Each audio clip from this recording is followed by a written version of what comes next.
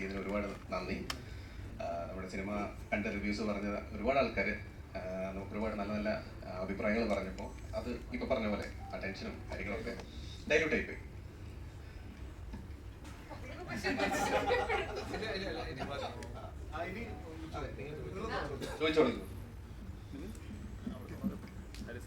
ആദ്യം തന്നെ സന്തോഷം, നല്ല സിനിമ കണ്ടിരുന്നു, ഇഷ്ടപ്പെട്ടു. അതിന് ടീമിന് ഒരു നന്ദി പറയുകയാണ്. എനിക്ക് തോന്നുന്നു നമ്മളിപ്പം കുറേ നാളുകളായി ഇത്തരം ഒരു സിനിമ കണ്ടിട്ട് എനിക്ക് തോന്നുന്നു അമ്മയും മോളുമായുള്ള ബന്ധം, അച്ഛനും മോനുമായ ബന്ധം, ഇങ്ങനെ പല സിനിമകൾ വന്നിട്ടുണ്ടെങ്കിലും ഇത് പ്രത്യേക ട്രാക്കിലാണ് ഈ സിനിമ കൊണ്ടുപോയത്. അത് സംവിധാനം തന്നെയാണ് ചോദ്യം. ഒരു കോമഡി ഉണ്ട്, നമ്മളെ പേടിപ്പിക്കുന്നുണ്ട്, ഫാമിലി ഇമോഷൻ ഉണ്ട്, ഇതെല്ലാം കൂടെ ചേർത്ത് ഒരു സിനിമ. ഈ സിനിമ ചെയ്യുമ്പോൾ എന്താണ് താങ്കളുടെ മനസ്സിൽ ഓടിയെത്തിയത്? ഇപ്പം നമ്മുടെ ഇമോഷൻസിൽ പേടിയും ചിരിയും അത് രണ്ട് ഭയങ്കര എക്സ്ട്രീം ഇമോഷൻസിൽ വരുന്നതാണ്. അപ്പോൾ ഇത് രണ്ടും ഒരുമിപ്പിക്കുക എന്ന് പറയുന്നത് ഭയങ്കര കുറച്ച് ബുദ്ധിമുട്ടാണ്. അതിൻ്റെ മീറ്റർ കൃത്യമായിട്ട് പോയാൽ മാത്രം ചിരി വരികയും, ഇമോഷൻസ് വേണ്ടടുത്ത് ആ മീറ്റർ കൃത്യമായി വരികയും, പേടി വേണ്ടടുത്ത് പേടി കൃത്യമായി വരികയും വേണ്ട ഒരു സിനിമയുടെ ജോണറാണ് ഇപ്പോൾ ഞങ്ങളുടെ ലോമയുടെ ജോണർ. അതിൽ ഏറ്റവും പ്രധാനപ്പെട്ടതെന്ന് പറഞ്ഞു കഴിഞ്ഞാൽ എനിക്ക് പേഴ്സണലി ഇതിനകത്ത് ആർട്ടിസ്റ്റുകളായി വന്ന ആൾക്കാർ, എസ്പെഷ്യലി ഷർഫുദ്ദീൻ. അപ്പം ഈ സിനിമയിൽ ഫസ്റ്റ് ചോയ്സിലേക്ക് പോലും ഞങ്ങൾക്ക് കൂടുതൽ ആലോചിക്കേണ്ടി വന്നിട്ടില്ല. ഷർഫുദ്ദീൻ എന്ന് പറയുന്ന ആർട്ടിസ്റ്റിൽ ഞങ്ങൾ ലാൻഡ് ആയതും ഇതിനകത്ത് കുറച്ച് പരിപാടികളുണ്ട്. ആ പരിപാടികൾ കൃത്യമായിട്ട് ചെയ്യാൻ പറ്റുന്ന ഒരു ഇന്റർനാഷണൽ ടെംപ്ലേറ്റ് ഇതിനകത്തുണ്ട്. അപ്പം അതാണ് ശരിക്കും പറഞ്ഞാൽ ഇതിനകത്ത് വന്ന ആർട്ടിസ്റ്റുകളുടെ പെർഫോമൻസസിൽ ഭയങ്കര സേഫായിട്ട് ഞങ്ങൾ ഈ കാര്യങ്ങൾ എക്സിക്യൂട്ട് ചെയ്യുക ചെയ്തത് ശരിക്കും പറഞ്ഞു.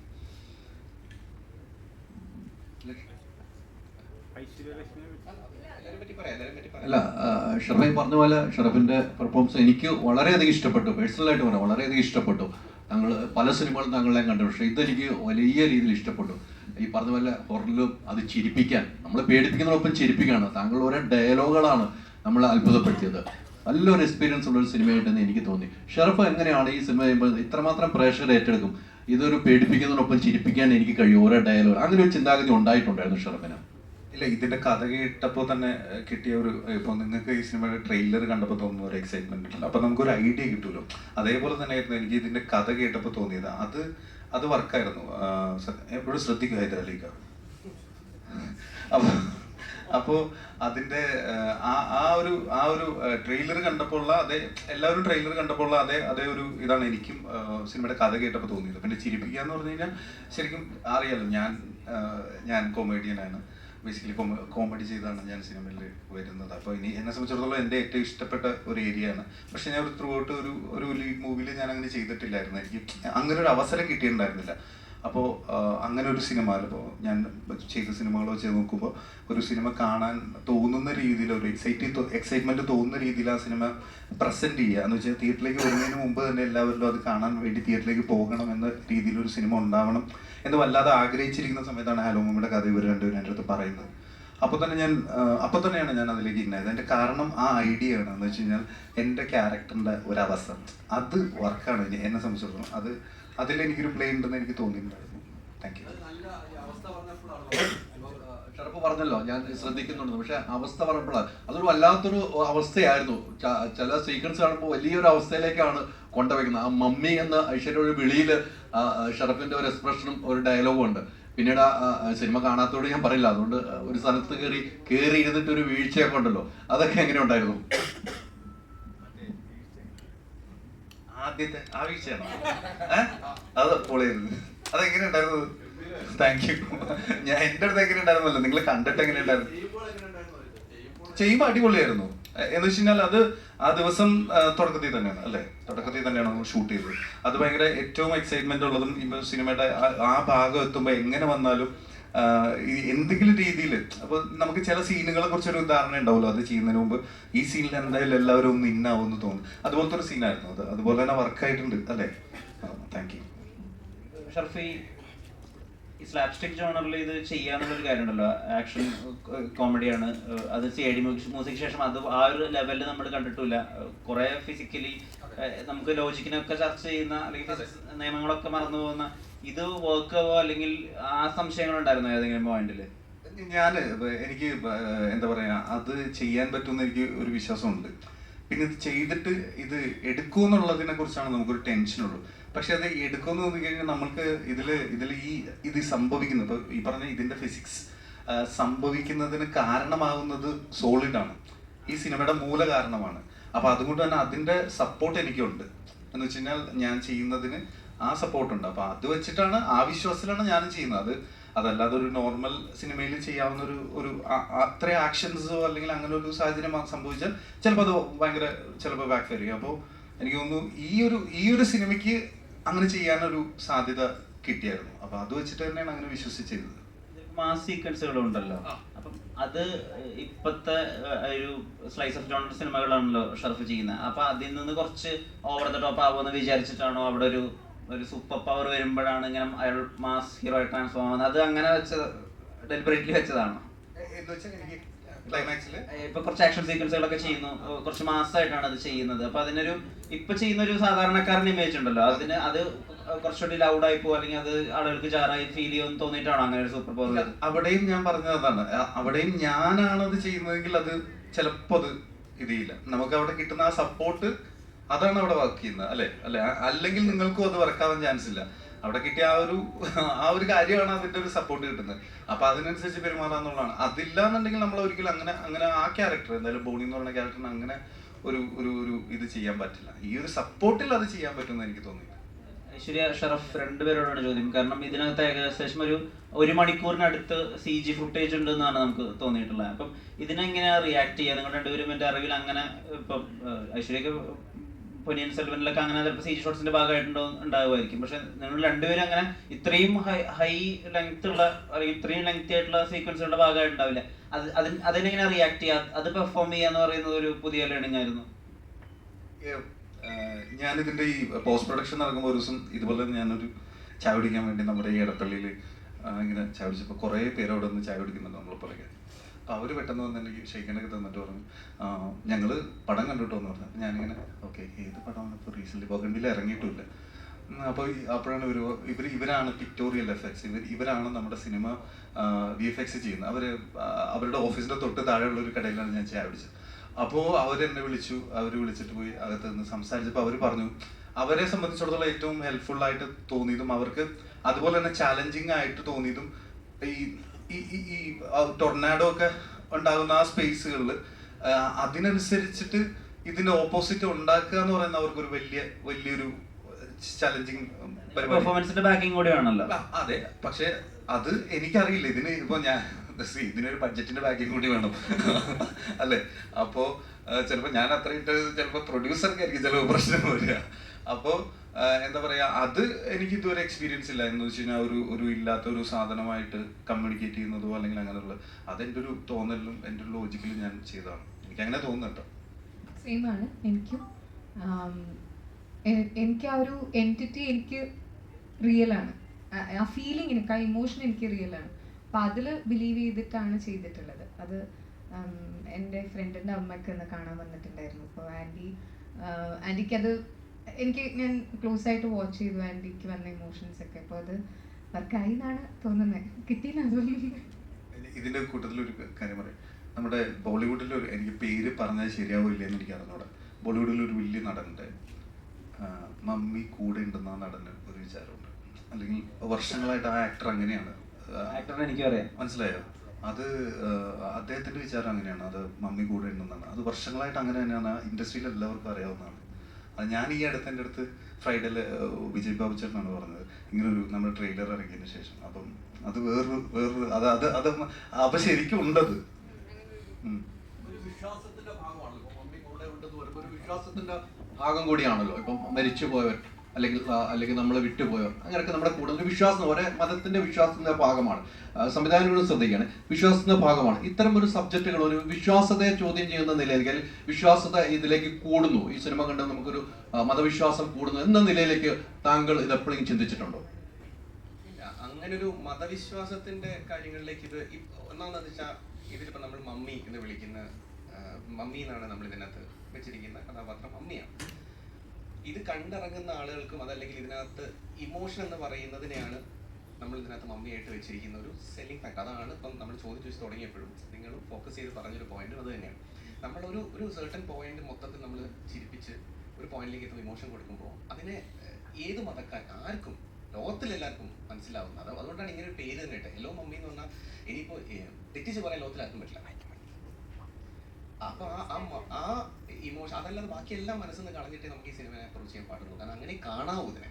അങ്ങനെ കണ്ടാലേ നമുക്ക് എന്റർടൈൻമെന്റ് ആവുള്ളൂ. ഇത് അല്ലാതെ നമ്മളതിനെ ആ രീതി കണ്ടു കഴിഞ്ഞാൽ അങ്ങനെയല്ല അതിനെ കാണേണ്ട വേർഷൻ. അതായത് just to elaborate on it, അമ്മ എന്ന് പറഞ്ഞ ഇമോഷന് മതമില്ല. അമ്മ എല്ലാവർക്കും അമ്മയാണ്. ആ ഒരു ഇമോഷനെ നമുക്ക് അങ്ങനെ ഒരു കമ്പാർട്ട്മെന്റലൈസ് ചെയ്യാൻ പറ്റില്ല. എല്ലാവർക്കും മനസ്സിലാവുന്ന കാര്യമാണ്. അത് ഹിന്ദു, മുസ്ലിം, ഇനി ലോകത്തിലെ എല്ലാ മതങ്ങളിലുള്ളവർക്കും ആ ഇമോഷൻ പ്യുവറാണ് എല്ലാവരുടെയും. അതാണ് നമ്മൾ ഈ സിനിമയുടെ ഒരു കോർ എലിമെന്റ് ആയിട്ട് പ്ലേസ് ചെയ്തിട്ടുള്ളത്. അത് തന്നെയാണ് ചോദിച്ചത്. നമ്മളൊന്നും ഒരു തട്ടുകേട് പറ്റിയാൽ പെട്ടെന്ന് നമ്മൾ എൻ്റെ അമ്മയെന്നാണ് വിളിക്കുന്നത്. അപ്പോൾ ആ ഒരു ചോദ്യത്തിലേക്ക് ഒന്ന് കൊണ്ടുവന്നതാണ്. അങ്ങനെ ഒരു വിശ്വാസത്തിന്റെ ഭാഗമായിട്ടല്ല ചിന്തിച്ച് അമ്മയാണ് എല്ലാത്തിനും.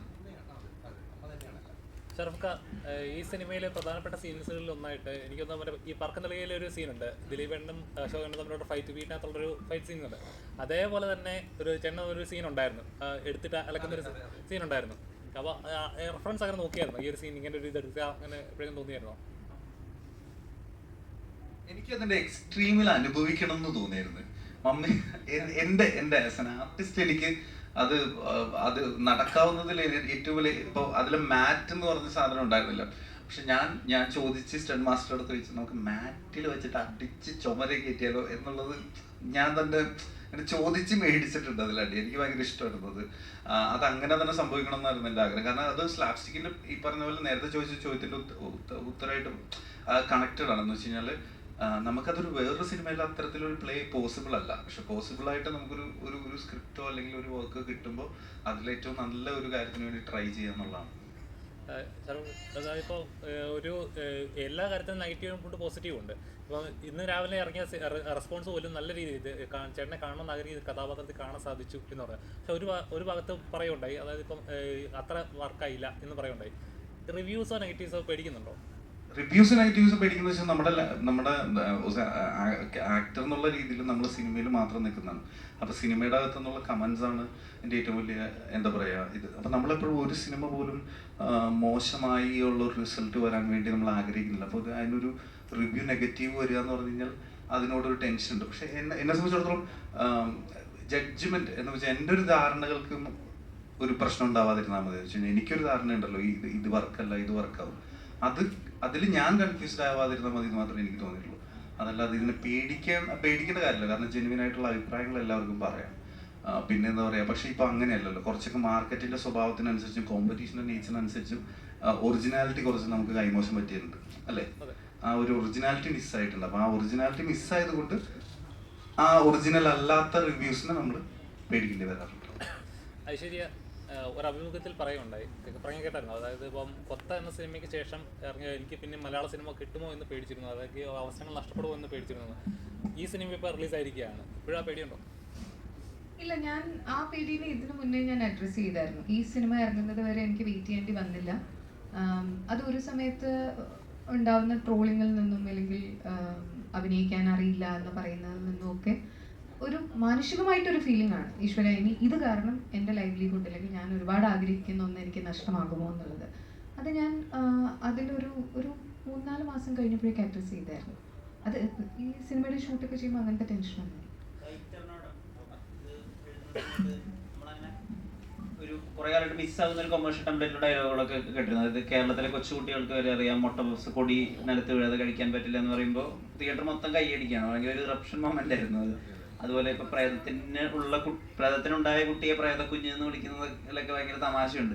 അപ്പൊ ഈ റൈറ്റിങ്ങില് എത്രമാത്രം ഇങ്ങനത്തെ ചെറിയ കാര്യങ്ങളാണ്, എന്നാൽ വലിയ ശരികളാണ്, അങ്ങനത്തെ റൈറ്റിങ്ങിന് എത്രമാത്രം അങ്ങനെ എംഫസിസ് കൊടുത്തിരുന്നു? നമ്മൾ ഹ്യൂമർ ഭയങ്കര ഇമ്പോർട്ടൻ്റ് ആയിരുന്നു എന്ന് നമുക്ക് ആദ്യമേ ബോധ്യമുണ്ടായിരുന്നു.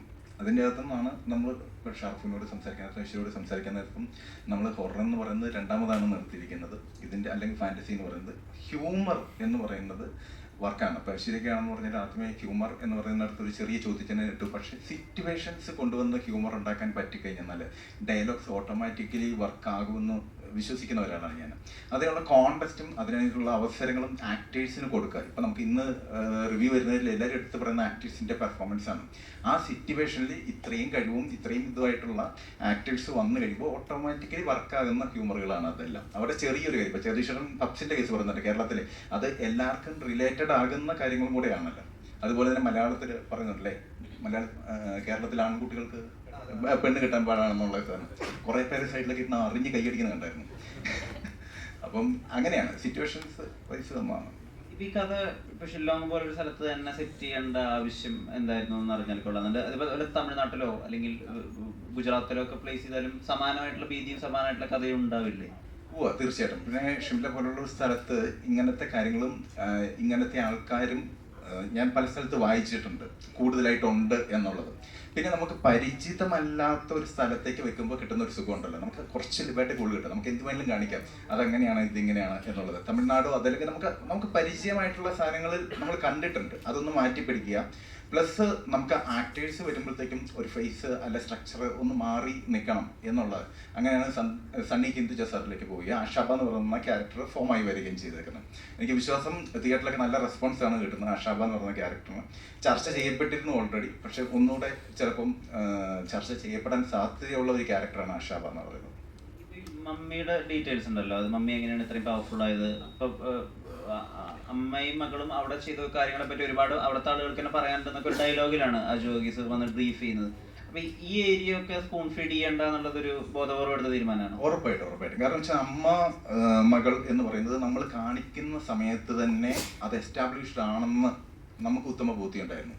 അവിടെ ഒരു അഡീഷണൽ ആയിട്ട് അവർ ചേർന്നിരിക്കുന്നതോ അതല്ലെന്നുണ്ടെങ്കിൽ അവർ തമ്മിലുള്ള ഒരു, നമ്മൾ ആദ്യമേ തീരുമാനിച്ചത് ഈ ക്യാരക്ടറിനെ കാണിക്കേണ്ട എന്ന് പറയുന്ന ഒരു സാധനം ഉണ്ടല്ലോ, അതുപോലെ തന്നെ ഒരു തീരുമാനമായിരുന്നു ഇതിൻ്റെ അകത്ത് നമ്മൾ സ്പൂൺ പ്രത്യേകിച്ച് അമ്മ പാസ അങ്ങനെയൊന്നും വേണ്ട നമുക്ക് എന്ന് ആദ്യമേ തീരുമാനം. നമുക്കിട്ട് എറിയുവാണെങ്കിൽ വെച്ച് എറിയാൻ സാധ്യതയുള്ള ഒരു കല്ലാണ് അമ്മ പാസ, പക്ഷെ അത് അങ്ങനെ വരരുതെന്ന് ആഗ്രഹം ഉണ്ടായിരുന്നു. അതുപോലെ തന്നെ ഇതിൻ്റെ അകത്ത് ചില മൊമെന്റ്സ് നമുക്ക് ആലോചിച്ച് കഴിഞ്ഞാൽ കിട്ടാൻ പറ്റുന്നത് എന്തുകൊണ്ടാണ് എന്ന് എല്ലാവരുടെയും ചോദ്യമാണല്ലോ, ഈ അമ്മ മോളെ വിടാത്തത് എന്തുകൊണ്ടാണെന്നുള്ളത്.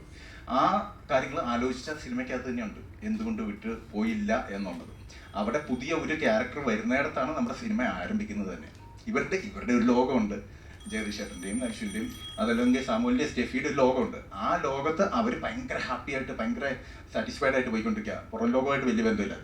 അങ്ങോട്ട് ഒരു പുതിയ ഒരു സ്ട്രേഞ്ചർ ആയിട്ടുള്ള ഒരാൾ കടന്നു വന്നു കഴിഞ്ഞാൽ അവിടെ എന്തൊക്കെ സംഭവിക്കും, അതാണ് വാട്ട് ഈഫ് എന്നുള്ളത് ആലോചിച്ച് ചെയ്തതാണ്. അങ്ങനെ തന്നെയായിരുന്നു ഒരു തീരുമാനം ഉണ്ടായിരുന്നു. അത് എത്രമാത്രം ഫലമാവുന്നും ചിന്തിച്ചിരുന്നു. ഒരു ക്യാരക്ടർ നമ്മൾ കാണണമെന്ന് നമ്മൾ ആഗ്രഹിക്കുകയാണ്, അത് നമുക്ക് കാണാൻ കഴിയുന്നില്ല. ഇപ്പൊ താങ്കൾ പറഞ്ഞുകൊണ്ടാണ് ഞാൻ അതിലേക്ക് വന്നത്, അല്ലെങ്കിൽ അങ്ങനെ എഴുതുമ്പോൾ അത് എങ്ങനെ പ്രഷർ ഏറ്റെടുക്കുന്ന ഒരു ചിന്താഗതി താങ്കൾക്ക് ഉണ്ടായിരുന്നു ഏതെങ്കിലും സമയത്ത്? ഞങ്ങൾ ചർച്ചയിൽ പലപ്പോഴായിട്ട് ഈ കാര്യം വന്നിട്ടുണ്ട്. ആദ്യം തൊട്ട് ചേട്ടൻ ചോദിച്ചത് കറക്റ്റാണ്. ഇങ്ങനെ വന്നപ്പം പല രീതിയിലുള്ള ആൻസറുകൾ വന്നിട്ടുണ്ട്. പക്ഷേ എന്നെ അട്രാക്ട് ചെയ്തത് അല്ലെ എന്നെ സാറ്റിസ്ഫൈഡ് ചെയ്തത് അവരവർ ഒരു ക്യാരക്ടർ നമ്മുടെ എന്താ പറയുക എമ്പതി എന്ന് പറയുമല്ലോ. ഇപ്പം ഷറഫിൻ്റെ സ്ഥാനത്ത് നമ്മൾ നിൽക്കുമ്പോഴാണ് നമുക്ക് ആ പടം വർക്കാകുന്നത്. അവരവരുടെ അമ്മമാരെ കാണട്ടെ എന്ന് പറയുന്ന ഒരു ഫേസ് കൊടുത്തു കഴിഞ്ഞ് കഴിഞ്ഞാൽ അത് രജിസ്റ്റേർഡ് ആവും. അതിൻ്റെ അകത്ത് എനിക്ക് ഒരു സ്വാതന്ത്ര്യമുണ്ട്, എനിക്ക് എൻ്റെ അമ്മേനെ പ്ലേസ് ചെയ്തിട്ട് കൂടുതൽ റിലേറ്റബിൾ ആയിട്ട് നമുക്ക് ആ പടത്തിലേക്ക് കയറാനായിട്ട് സാധിക്കും. ഒരൊറ്റ കാരണത്താലാണ് ഫേസ് എന്നുള്ള പല രീതിയിൽ നമ്മൾ കാണിക്കുന്നുണ്ട്, ലിറ്ററലി കറക്റ്റ് അല്ല കാണിക്കുന്നില്ല എന്ന് പറയുന്നത്. പക്ഷേ എങ്കിലും ഭൂരിപക്ഷം ജനങ്ങൾക്കും കാണിക്കുന്നില്ല എന്ന് പറഞ്ഞ ചിന്തയിലേക്ക് കൊണ്ടുവരാനാണ് ഞങ്ങൾ താല്പര്യപ്പെട്ടത്. ഇപ്പോൾ ഹലോ മമ്മി എന്നുള്ള ടൈറ്റിൽ, ആ ടൈറ്റിൽ വളരെ എന്താ പറയുക ശരിക്കും പറയാം ക്യാച്ചിങ് ആണ്. ഇപ്പോൾ വേണമെന്ന് വെച്ചപ്പോൾ ഹലോ മമ്മി 2 ഇത് കൊടുത്തിട്ടുണ്ട്. അപ്പോൾ വേണമെങ്കിൽ വേറൊരു സീരീസ് പോലെ അല്ലെങ്കിൽ വേറൊരു ഇതായിട്ട് വേണമെങ്കിലും റീക്രിയേറ്റ് ചെയ്യാൻ പറ്റുന്ന ഒരു തീർച്ചയായിട്ടും ഇവരെ വെച്ച് തന്നെയാണോ പ്ലാൻ? അതോ അല്ല, നമ്മൾ ആദ്യമേ തന്നെ നമ്മൾ ഈ കഥ പോരാടവേ ഒന്നുകൂടെ പൊളിയല്ലേ? അത് ഉറപ്പിച്ച് എനിക്ക് വേണ്ടി ചോദിച്ചാണ്. അടിപൊളി, പറഞ്ഞ പോലെ തന്നെ ചോദിച്ചു. പറഞ്ഞ പോലെ മറ്റേ ചോദ്യം ചോദിക്കണേ.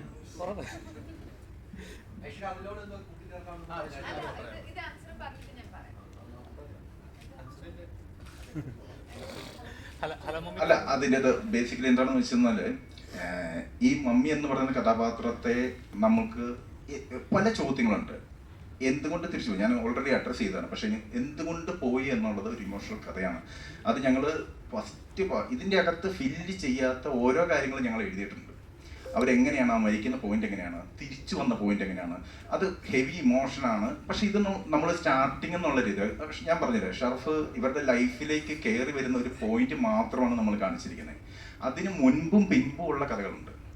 എന്തുകൊണ്ട് പോയില്ല, ഇവർ എത്ര നാൾ ഇവിടെ നിന്നിരിക്കുന്നു, ബഹോടകൾ എന്ന് പറയുന്ന ആ ഗ്രൂപ്പിന് എന്താണ് ഇവരുമായിട്ടുള്ള ബന്ധം, ഈ ചോദ്യങ്ങളൊക്കെ നമ്മൾ നിലനിർത്തിക്കൊണ്ട് തന്നെയാണ് ഭയങ്കര കോൺഫിഡൻ്റ് ആയിട്ട് നിൽക്കാനുള്ള കാരണം, അങ്ങനെ അഡ്രസ്സ് ചെയ്യാനുള്ള കാരണം എന്താണെന്ന് വെച്ച് കഴിഞ്ഞാൽ ഇത് ഈ പടത്തിന് ഇനഫായിരുന്നു എന്ന് നമുക്കൊരു കോൺഫിഡൻസ് വന്നതുകൊണ്ടാണ്. അപ്പോൾ അതിൽ ഗ്രാഫ് ഉണ്ടല്ലോ, ഇപ്പോൾ ഫസ്റ്റ്